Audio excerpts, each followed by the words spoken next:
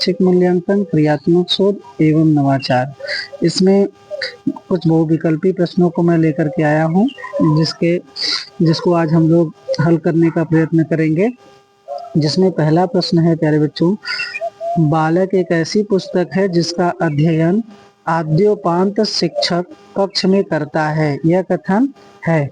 इसके लिए 4 विकल्प दिए गए हैं। पहला है प्लेटो, दूसरा है अरस्तु, तीसरा है रूसो और चौथा है ह्यूम महोदय। ठीक, तो इसका सही उत्तर देने के लिए सबसे पहले आप लोगों को प्रश्न को समझना पड़ेगा।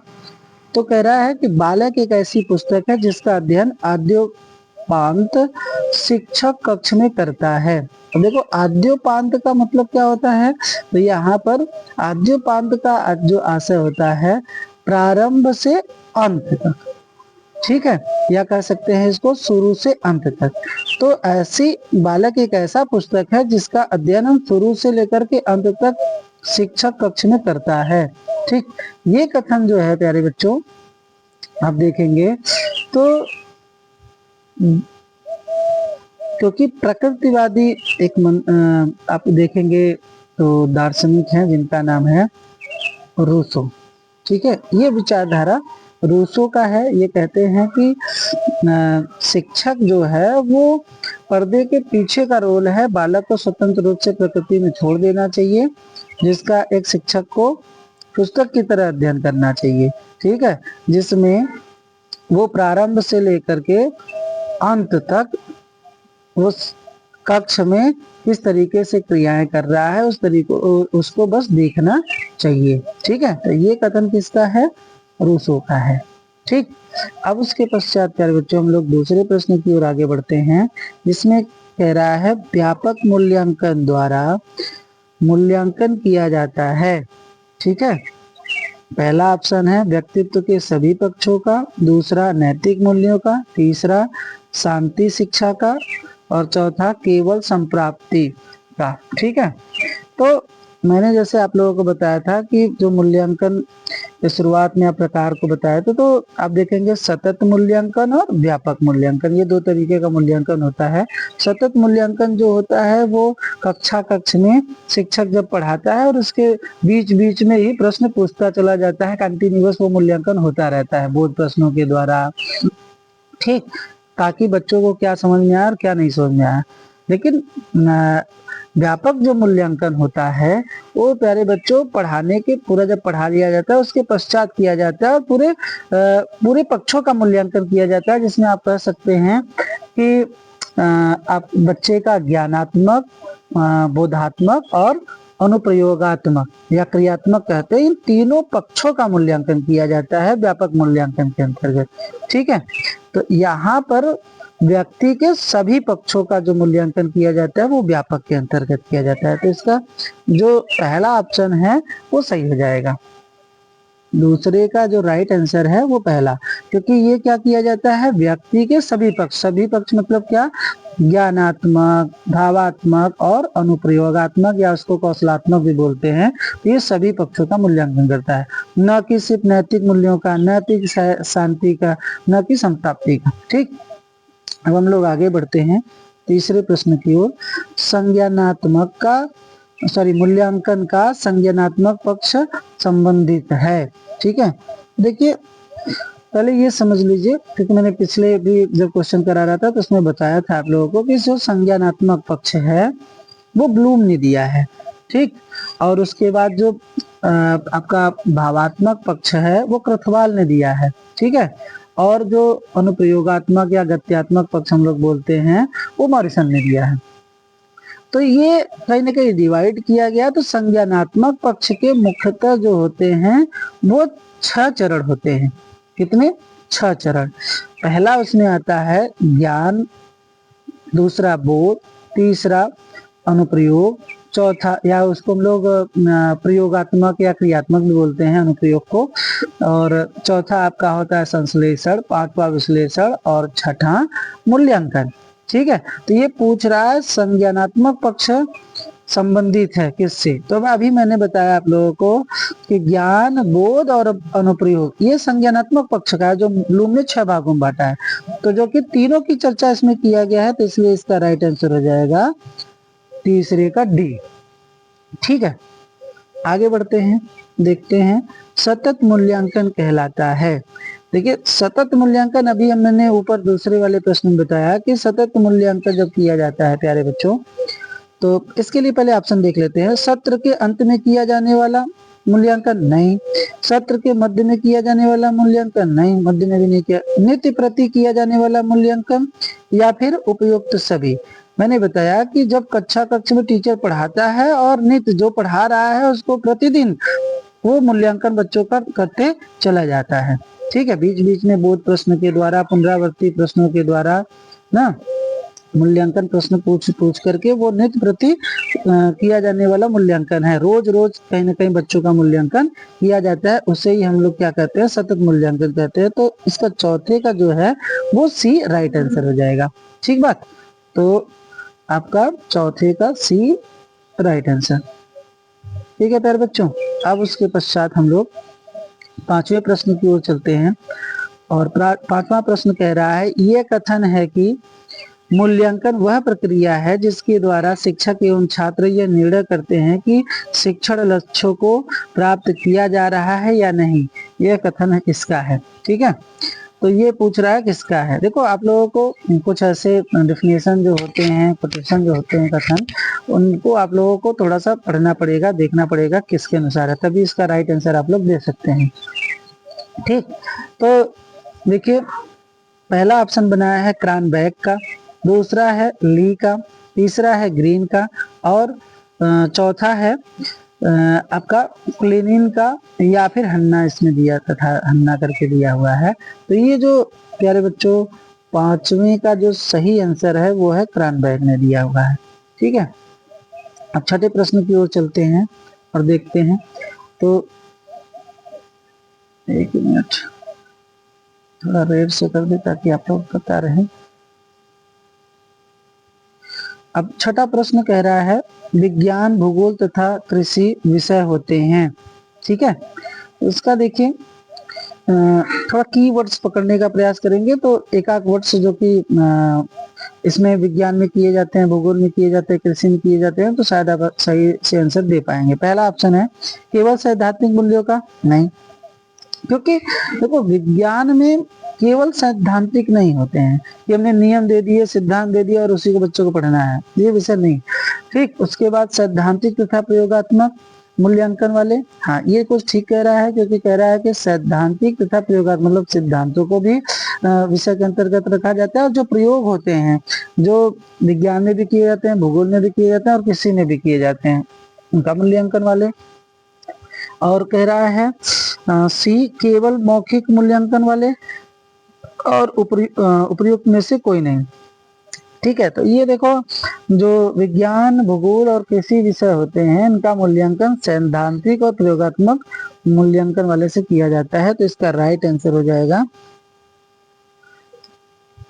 छठे का बी। ठीक है, तो ये प्रयोग भी इसमें किया जाता है, जिसमें बाकी में आप देख रहे हैं सिर्फ एक एक चीज दिया हुआ है। अब सातवें प्रश्न को देखते हैं, उत्तम परीक्षण की विशेषता है।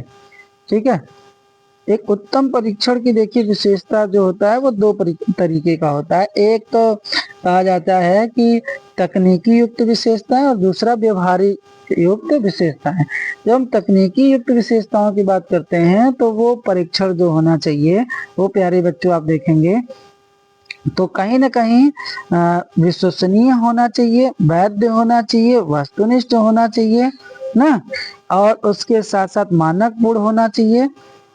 और आप उसमें ये भी कर सकते हैं कि मानक के साथ साथ एक चीज और आता है, विशिष्टता होनी चाहिए और विभेदकारिता होनी चाहिए, वस्तुनिष्ठता होनी चाहिए। ठीक है, तो एक उत्तम परीक्षण की जो तकनीकी युक्त विशेषताएं होती हैं उनमें ये सारी चीजें पाई जाती हैं।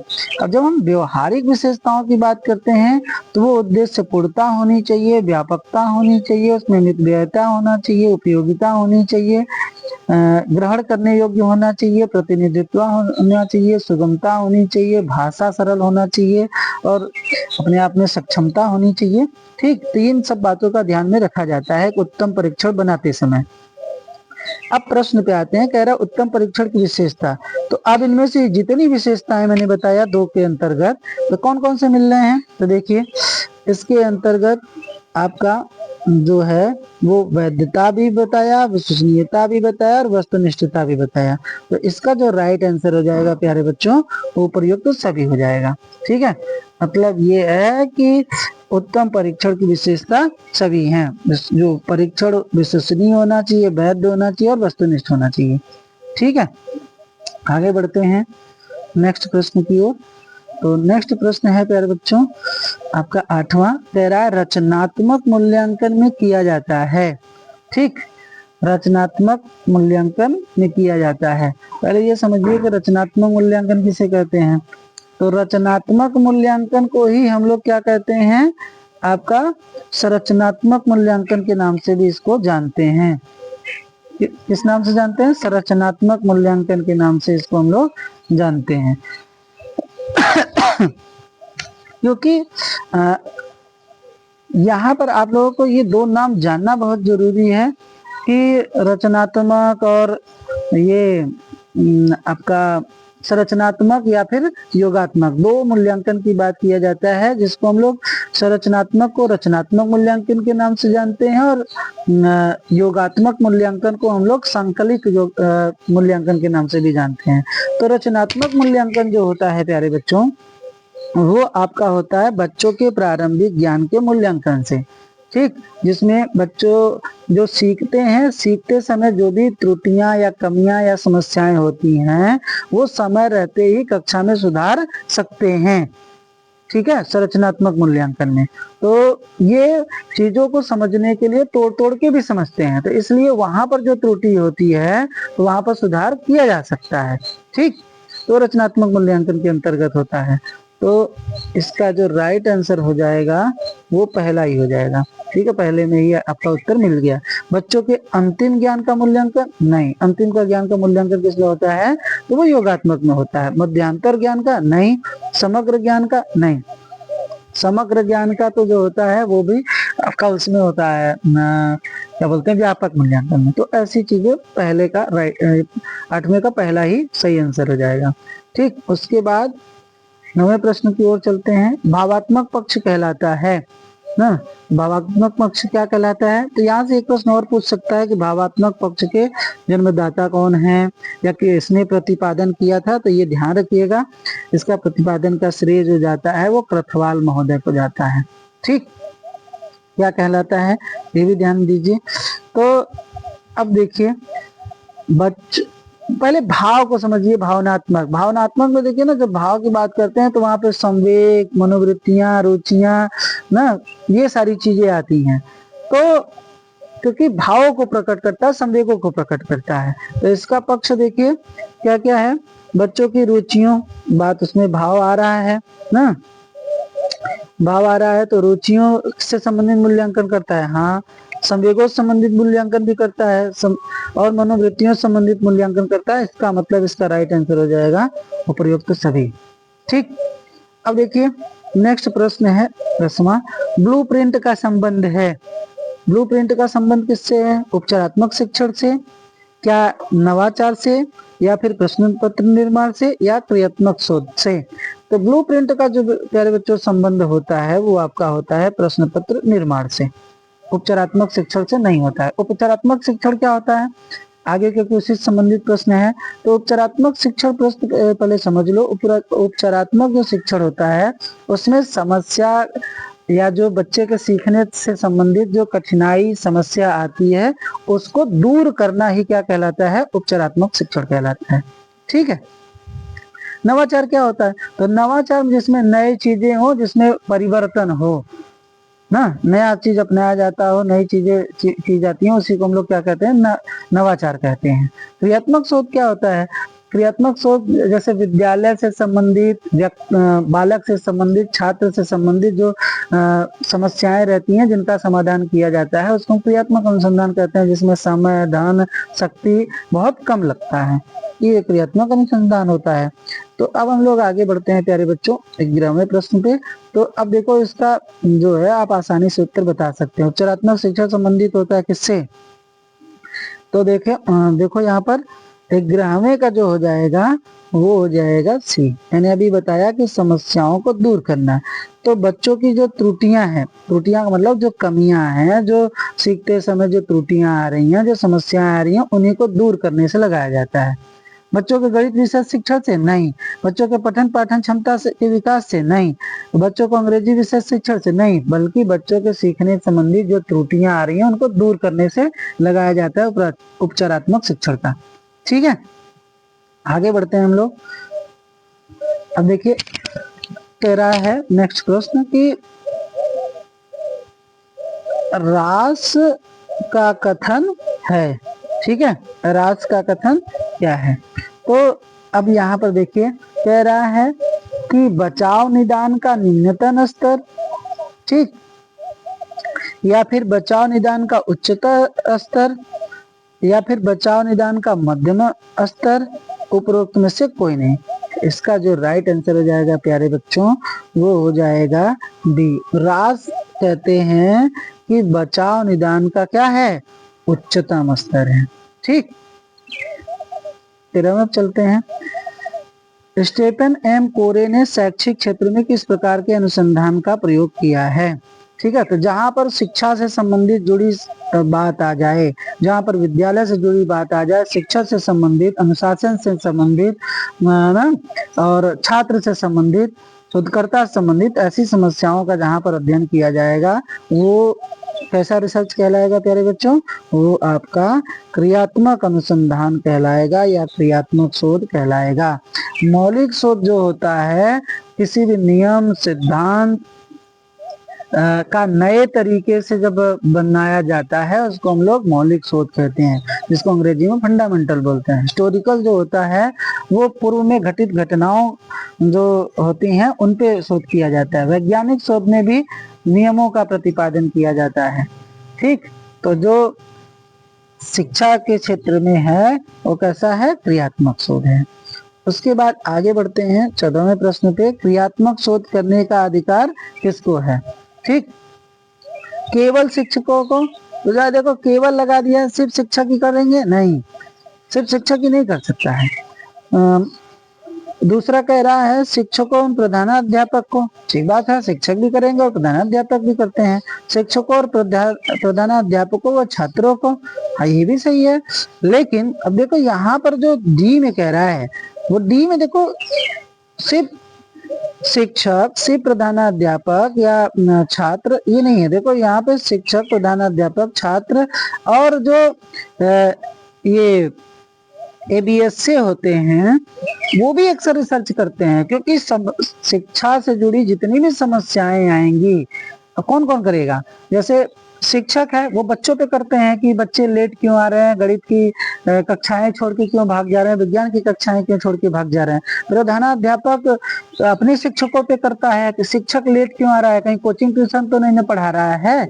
ठीक, हमारे बच्चे मतलब लेट क्यों आ रहे हैं, या इसी मैथ में ही क्यों फेल हो जाते हैं, क्या टीचर नहीं सही ढंग से पढ़ाता है? क्या प्रधानाध्यापक रिसर्च कर सकता है, छात्र कर सकते हैं।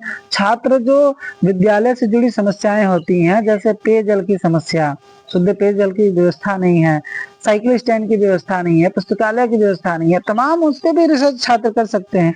और ABS से इन तीनों पे रिसर्च कर सकता है, शिक्षक पे, प्रधानाध्यापक पे और छात्रों पे। तो ये सभी हो जाएगा। ठीक है, डी वाला राइट आंसर हो जाएगा। उसके बाद है 15वां प्रश्न। क्रियात्मक शोध में शोधकर्ता होता है, शोधकर्ता होता है उत्पादक, उपभोक्ता। ठीक है, तीसरा कह रहा है उत्पादन एवं उपभोक्ता दोनों, और चौथा कह रहा है न तो उत्पादक न ही उपभोक्ता। ठीक, तो इसका जो राइट आंसर हो जाएगा प्यारे बच्चों सी, उत्पादक एवं उपभोक्ता दोनों होते हैं। क्रियात्मक शोध में जो शोधकर्ता होता है क्या है? जैसे मान लीजिए शिक्षक ही है, शिक्षक रिसर्च कर रहा है, तो शिक्षक वहाँ का क्या है? प्रोडक्शन भी कर रहा है, बच्चों को पढ़ा लिखा भी रहा है, सिखा भी रहा है। ठीक है, और उपभोग भी कर रहा है। तो ये दोनों कहीं ना कहीं उत्पादक और उपभोक्ता दोनों है शिक्षक, या जो भी ऊपर वाला 14वें प्रश्न में लेंगे, दोनों अगर देखेंगे तो उत्पादक और उपभोक्ता दोनों है, कंज्यूमर भी है और प्रोडक्शन भी कर रहा है। ठीक, तो इसका राइट आंसर हो जाएगा सी, तो प्यारे बच्चों, आज के लिए इतना ही। आई होप आप लोगों को प्रश्न समझ में आया होगा। जितने भी प्रश्न कराए गए वो आप लोगों को प्रश्न सही ढंग से उत्तर इसके बताए गए होंगे। और जहां